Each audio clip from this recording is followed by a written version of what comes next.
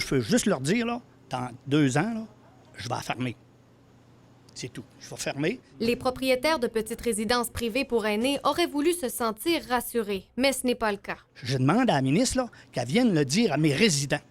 Qu'ils viennent le dire à mes résidents, puis qu'ils passent dans les résidences, qu'ils le disent, vous autres, là, la vôtre, elle va fermer. Ils disposent maintenant d'un délai supplémentaire de 2 ans jusqu'en décembre 2022 pour munir leur établissement de gicleurs. L'aide financière de Québec arrivera aussi beaucoup plus rapidement. C'est plaisant, c'est un pas de fait, mais pour nous, c'est pas suffisant encore. Le montant de la subvention accordée aux résidences pour ces travaux a été rehaussé. Il n'est plus de 3 300 $ par unité locative, mais de 5 000 $. Ce que ça coûte, c'est 10 000 par appartement. Fait qu'on a encore un 5 000 à aller chercher de nos poches, là. On n'a pas cet argent-là.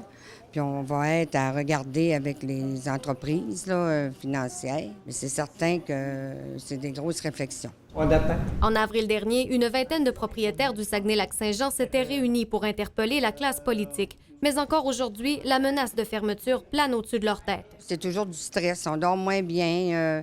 Je veux dire, nos gens sont stressés aussi parce qu'ils ne savent pas dans quoi qu'on s'en va. On ne voudrait pas qu'ils ferment. On est dans notre paroisse, puis on aime ça. On connaît tout le monde. Puis le gouvernement, il faudrait qu'il en donnerait un peu plus. Je les connais tous par leur nom. Puis quand ils ont un petit besoin, on est là, on va les aider. Puis ça peut se faire seulement dans les petites résidences. Au Saguenay-Lac-Saint-Jean, sur 93 résidences privées, 44 n'ont toujours pas réussi à se conformer. On dirait que c'est ce qu'ils veulent, les fermer. En les fermant, ils n'ont pas besoin des giclés. Moi, je prédis qu'ils vont en fermer encore plusieurs. Le combat de ces propriétaires n'est donc pas terminé. Ils continueront à talonner le gouvernement pour obtenir une aide qu'ils souhaitent plus réaliste, sans quoi l'avenir de ces petites résidences est sérieusement compromis. Andréana Rouge, TVA Nouvelles, Saint-Bruno.